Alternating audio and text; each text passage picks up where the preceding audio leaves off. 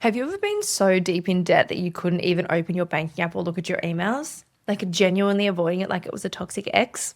Me too. If you listened to my episode 2 weeks ago, you would have heard how this was me for years. I simply could not deal. And now I'm a girlie who flies business class. We own everything except our house. And this glow up wasn't magic. It was messy, uncomfortable, and it started with me looking at my financial disaster directly in its face.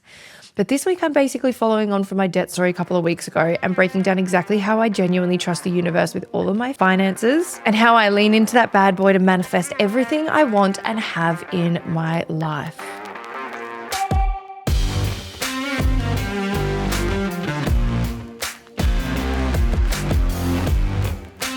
Tell Me About a podcast is being recorded on Gubby Gubby land today. We pay our respects to the traditional custodians of this land, our country, and elders past and present. I am Cait, Muir, and thank you for tuning into this week's episode of Tell Me About It podcast. Today's episode is basically all about the power of manifesting money and trusting the universe to get you to what you want. So before you roll your eyes and think, oh my God, another manifestation girly sitting here telling me to journal my way to a Porsche, hear me out. I know the manifesting space has become oversaturated with people making it sound like you just need to light a candle, write in your little notebook, and suddenly Jeff Bezos is sliding into your DMs with a blank check. But that is not what we are doing here today. What I actually want to talk about is the real, messy, sometimes chaotic journey of completely rewiring your brain and your relationship with money. I'm not really going to talk too much about my story of debt because that happened 2 weeks ago. So if you haven't listened to that ep, go back and listen to it. But I do want to talk a little bit, I guess, touch on my own story of going from absolute disaster with money, like genuinely drowning in debt, to actually transforming my financial reality. Manifesting played a huge role in that, but probably not in the woo-woo way you're expecting. So I'm not going to spend too much time telling you what I'm going to talk about. I'm just going to crack in. First of all, I just want to highlight that conquering debt became my superpower. And 10 years ago, 12 years ago, whatever it was, when I was financially a fucking hot mess, genuinely concerning levels of mess. Credit cards max, personal loans, business loans, every pay in full known to mankind.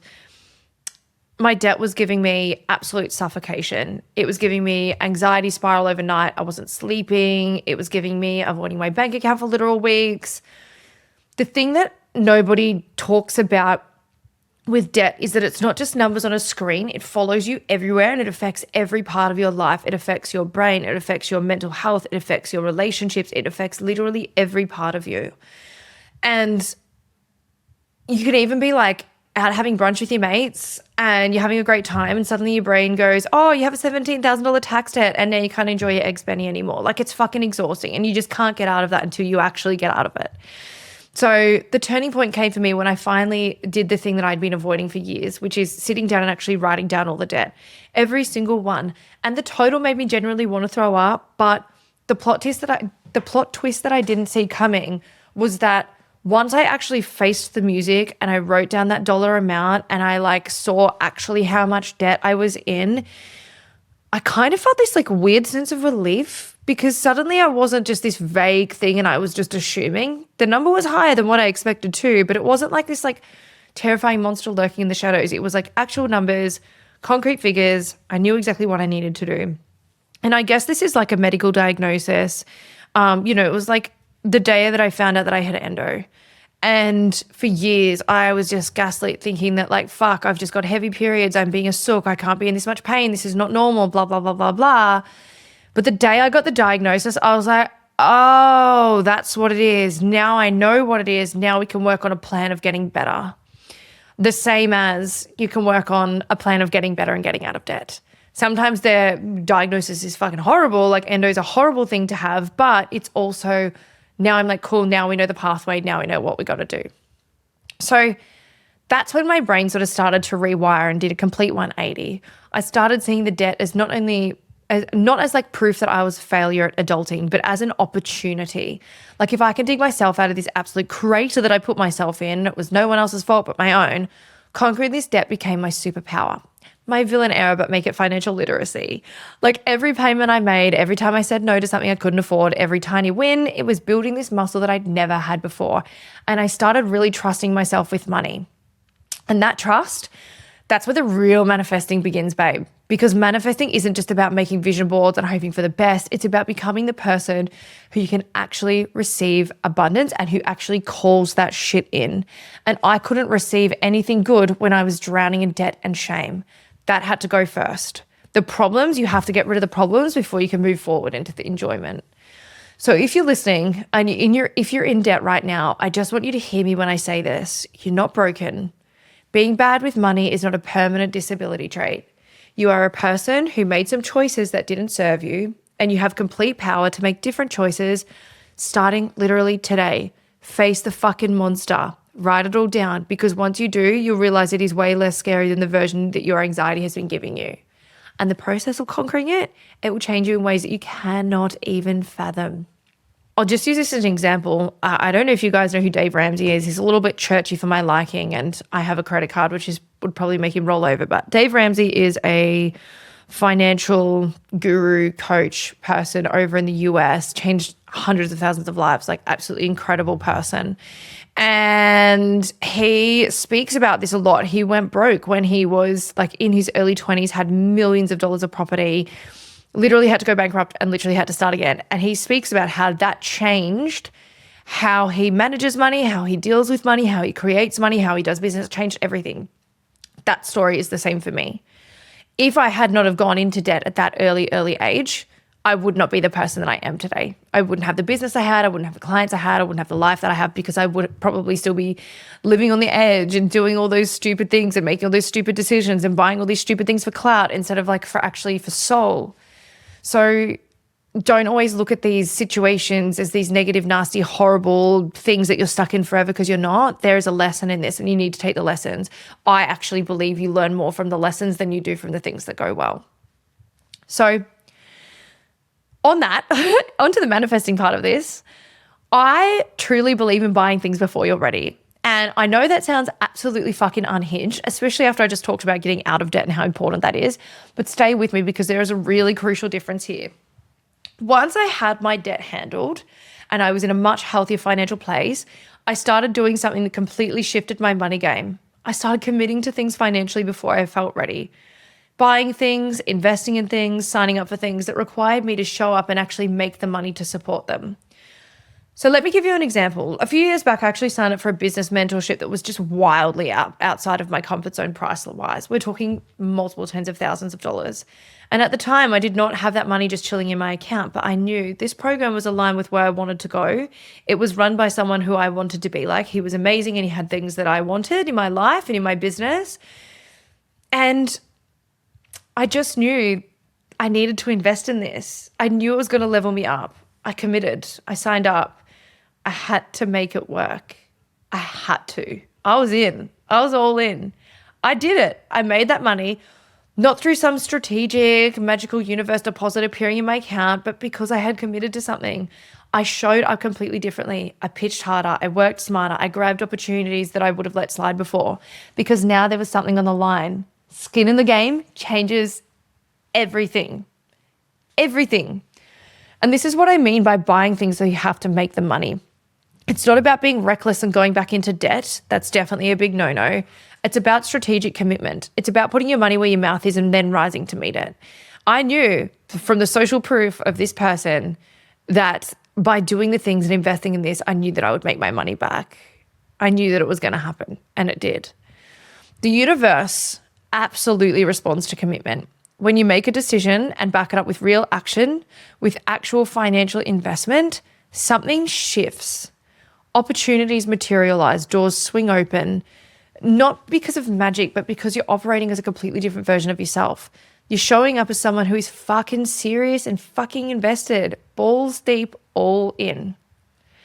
And I can't stress this enough. This only works if you're being real with yourself about what you can handle.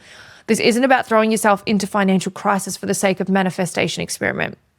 It is strategic stretching, knowing the difference between scary but manageable and genuinely reckless and irresponsible. You know where that line is. I also want to kind of highlight the paradox of that, which is that it's also important to understand the difference between ego and soul. Ego is that devil on your shoulder that you can't have that, you don't deserve that, you won't do that, you won't make it work, blah, blah, blah energy. Whereas like genuinely irresponsible is like putting your family at risk, putting your finance at risk, like really putting yourself back into your debt position that you're in before. So just know the difference there. I also want to talk about another manifestation technique, which is that paying in full is how you show up. Now, this is one that people don't talk about enough, and it's been absolutely game-changing for me and for my clients. The energetic difference between paying for something in full versus paying it off over time is massive, like genuinely night and day. So I have a high ticket closure in my business, and we speak about this a lot because she'll always try and encourage people to pay in full opposed to paying on membership, on like payment plans. The reason for that is they commit more, they do the work more. We actually make less money out of it if you guys pay in full. We make more out of it if you pay over time. But it changes the way that the client shows up. So think about it. When you put something on a payment plan, there's this lingering energy attached to it. Every week or every month when that payment comes out, you're reminded that you don't fully own this thing yet. Hello, mortgage. There is a subtle undercurrent of obligation, of owing, of not quite being there yet, and that energy affects how you show up with whatever you're invested in. When you pay in full, something completely shifts. You walk into that room, that course, that experience as someone who has fully backed themselves. There's no lingering debt attached, no monthly reminder that you're still paying this off. You're not operating from a place of, I hope this is worth it because I'm going to be paying for it for the next 12 months. You're operating from, I have invested in myself completely and I'm here to get everything I can out of this. So I noticed this massively when I started paying for courses and mentorships in full instead of doing payment plans. When I was always on payment plans, I would sometimes slack off or not shop fully because subconsciously there was this energy of, well, I haven't really committed yet, have I? I'm still in the process of paying. But when I paid in full upfront, absolutely not. I was in every call, I was doing every bit of homework, I was doing every task that was sent to me, and I was extracting every single drop of value because I had fully committed with money, and that made me fully commit with my energy. I also want to highlight that if you're a bit of course queen, so if you're somebody who just buys courses left, right, and center and does nothing with them because they're always on payment plans, perhaps that's why. Also, the pain of seeing so many weekly, monthly payment plans come out is actually really like, ugh, just makes you feel like shit. So anyway, I think this is the same with anything. When you pay for something outright, a car, a course, a holiday, whatever, you respect your own investment and you like value it more. You don't just let yourself slack because you know what you put into it. There's like a completeness to it that payment plans just really don't give you. Now, obviously this always isn't possible.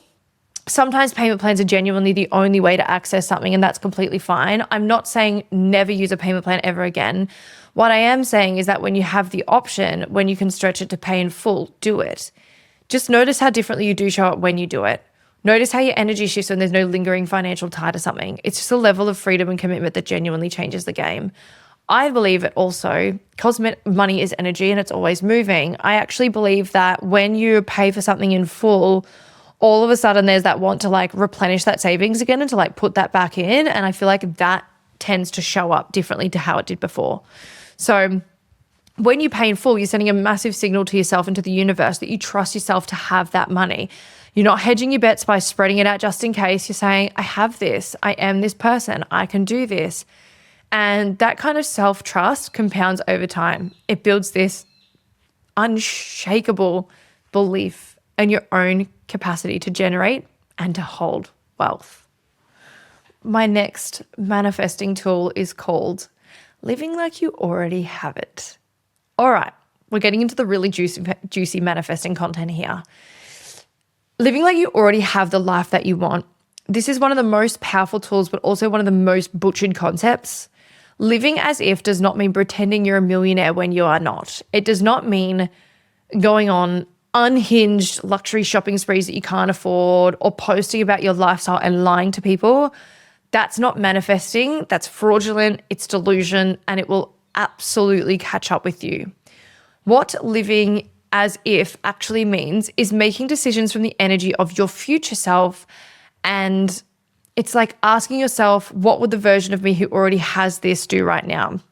And then doing that thing within reason, obviously. Don't be chaotic about it. So one of my favorite things, and one of the easiest ones to do, is dressing like you're already a rich person or a XYZ person or whatever. If you want to be a wag, how would a wag dress? What would they wear? And again, this doesn't mean going and buying like the most luxurious things in the planet, but it means dressing in a way that makes you look and feel a certain way. It might mean doing your makeup a certain way. It might mean doing your hair a certain way. It might mean wearing high heels. It might mean wearing matching underwear. It can mean so many things, but dressing the part and looking the part, looking like you already have it, is a huge one and a very, very easy. A personal example that a lot of people also find interesting, and I don't care if people think this is a brag, maybe it is. A few years ago, 7 years ago actually, I made a commitment to myself that I would never fly economy again.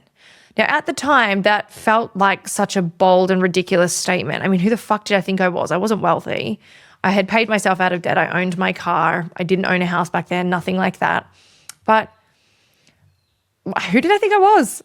I didn't have unlimited funds for business class, but I made that decision because I wanted to start treating myself like someone who valued her own comfort and experience. I was done settling for less just because I thought that's what I deserved. Fun story about this. I was at a conference. We all went out for dinner the final night. And then we all got really drunk, and then we all ended up at a nightclub until some ungodly hour of the morning. And I mean, like, I'm out at a nightclub with like 50, 60-year-old men and women, right down to like young, early 20s startups. Like, it was the best vibe. We had the best fucking night. And I missed my flight. It was so bad. And I was flying back at like 8:30 in the morning, I think. And I think my first client was at 11:30 because it was only from Sydney down to Melbourne. And I was like, fuck. And so the only flight I could get was a business class flight. And I was like, fuck. And it was like $750, right? It was so expensive. And I just paid for it. I thought, fuck it, I don't care. Well, fuck me. From then, I was like, I am never, ever flying eco ever again. This was such a good experience. I got to go and sit in the lounge. All my friends made their flight, so I'm in the fucking airport by myself, and then sitting in the lounge, and then I get on the plane and I have a wine before we take off, and it was great. And so I made that decision. I thought, business is sometimes not even double the price of eco. I work really hard. I don't have any debt now. Like, I'm going to make this a thing. And that's what I did. I made it happen. I haven't flown eco since. So now I look at strategic ways of doing that. I'm a points junkie. I always fly with Qantas. I shop at BP. I use their online shopping tools to order things. I'm very strategic about how I get my business class flights. I also make sure that I allow in my budget to do that. I also make sure that when I'm traveling to see someone, I put that in their fees. They pay for those flights. Overall, I started making that decision and I made that happen. And if you work as hard as I did and you flew 57 times last year like I did, it's really nice to have the extra leg room, the priority boarding, and to not be jammed in with a whole heap of people that you don't know, that you can't even share an armrest with because they've got bigger arms than you. Facts. So sometimes that means being strategic and looking for specific bookings and things like that. Sometimes it means shopping at specific places to get the extra points to be able to do that. But I hold that standard because it represents something bigger than a seat on a plane. It represents my commitment to treating myself well, waking up fresh at the other end or arriving at the other end fresh because my legs aren't swollen from being jammed in a thing. I'm not a super short girl, so it helps. But living as if is about the energy you bring to your everyday life. Feeling abundant even when your bank account hasn't caught up yet. Making decisions from worthiness instead of scarcity. And when you do that consistently, your external reality starts matching your internal vibe. Please use discernment here. You don't need the designer bag to feel abundant. You can feel abundant watching a sunset. You can feel wealthy by taking time off for yourself instead of constantly grinding. Living as if isn't just about spending money you don't have. It's about embodying the energy of your future self in ways that actually serve you. I promise you, dressing the part is one of the best things you can do. It might even mean waking up earlier every day. You just want to wake up earlier every day. Maybe you just want to wear active wear because that makes you feel more active. Those things help to actually find the motivation and to actually manifest those things into life. I guess that all not overspending and that type of energy probably leads well into my next point, which is buying for clout versus buying for soul. This is a part where I need you to get really honest with yourself. Why do you actually buy the things you buy? I reckon about 90% of purchases people make these days are for clout, straight up. They're buying things to look good to other people, the car that'll impress the neighbors, the outfit that'll get compliments, the holiday that'll look incredible on the grid, the designer bag that signals to the world that you've made it. And look, I'm not judging. I have absolutely done this. We all have. I had a marriage that was falling apart for a very long time. And so I bought so many designer items. It was insane. I bought Gucci shoes to wear to one event and I never wore them again ever. And they were like $1,500. It was crazy. I did that looking back now because I was filling a void, right? I was trying to feel good with stuff. I was trying to look on the outside like my world wasn't falling apart around me, and like my life was so great when my life was fucking horrible. Horrible. Being in an abuse situation, trying to hide all that shit is just a fucking terrible way of living your life. And I admit that.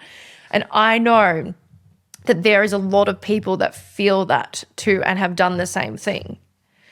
So, like I said, I'm not judging. I've absolutely done this. I don't do it anymore. We've all done this. We live in a society that's constantly screams at us that our worth is tied to what we own and what we display.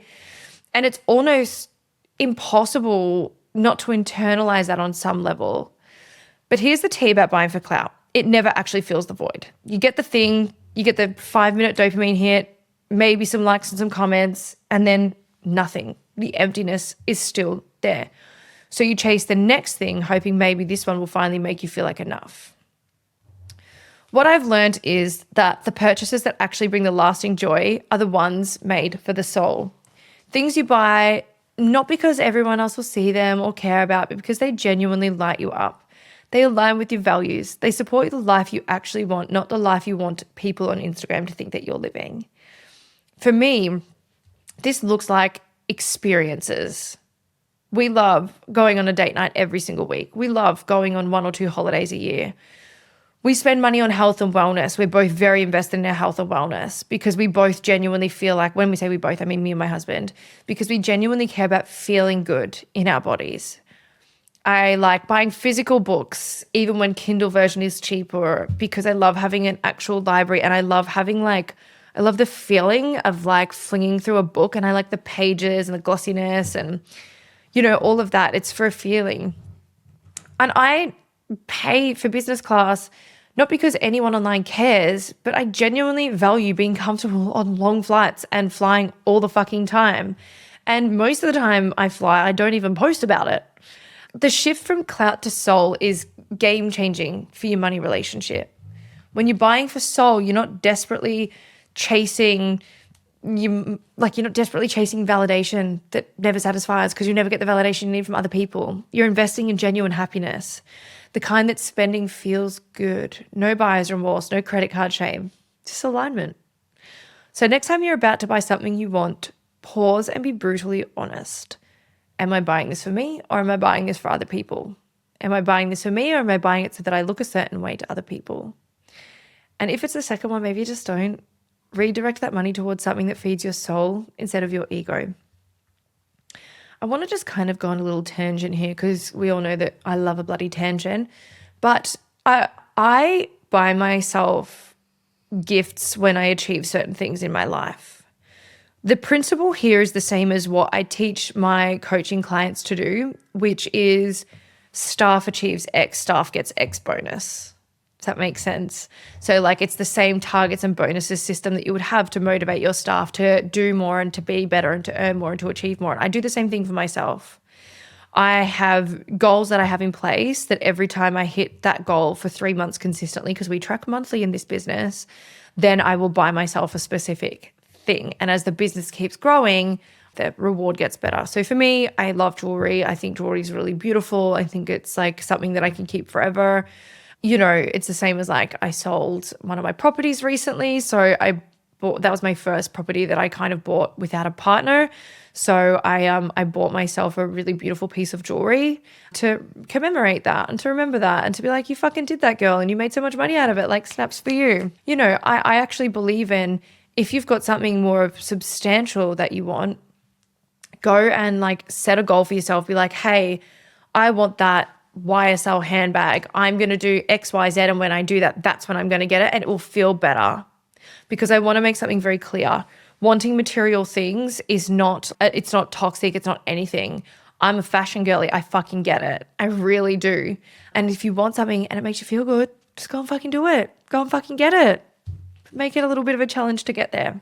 The next thing is, I guess, following from that perfectly, is setting the standards that hold you accountable. And this is the final piece of the whole puzzle today, or the whole episode today. It's about setting non-negotiable standards for yourself. And this connects back to the whole like never flying economy thing for me. When you set a standard, you're drawing a line in the sand. You're saying, this is who I am now. This is what I do now. And the standard becomes something that holds you accountable to keep growing. The business class thing is just a really good example. I know I keep raising it, but it's just an easy, tangible metaphor, but also real. There's so many reasons beyond comfort that I've made this my standard. When I'm traveling solo, especially as a woman, there's a safety element. I could leave my bags, dump them on a chair in the lounge and no one will even touch them.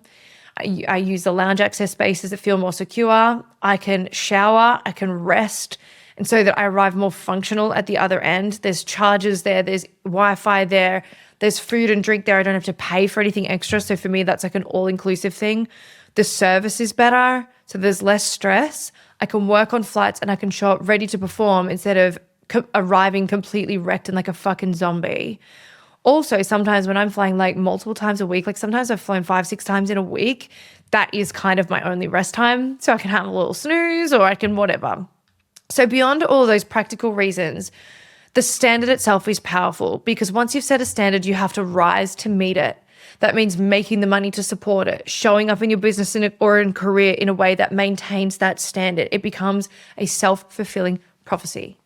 I have standards across my whole life now, how I invest my time, who gets access to my energy, how I show up in my work. Every single standard pushes me to be better, to grow, to rise, and to meet it. The key is choosing standards that align with your values and the life you genuinely want, not standards about impressing other people or keeping up with arbitrary expectations, standards that are truly about you living your best and most authentic life. And here's the beautiful thing. Your standards can and should evolve. What looks like a stretch goal now might become a baseline later. The standard you set today might look completely different in 5 years. That is literally the point. You grow into your standards, then you set new ones, and it's continuous expansion forever and ever until the end of time. So something I really want you to leave with is that manifesting money and trusting the universe isn't about sitting around and waiting for things to magically happen. It is about becoming the person who can receive what it is that you're asking for. It is doing the inner work, the practical work, and the uncomfortable work.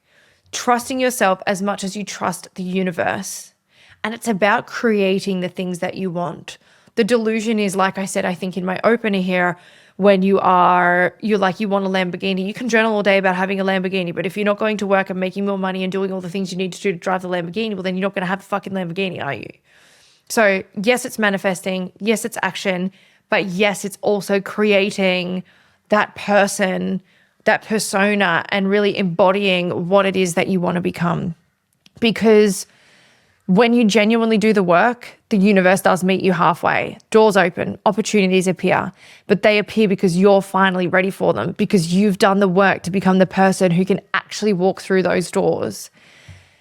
Thank you so much for being with me today. I love you endlessly, and I really hope that you start stepping into your truer, realer, stronger, better, ideal, dreamy self.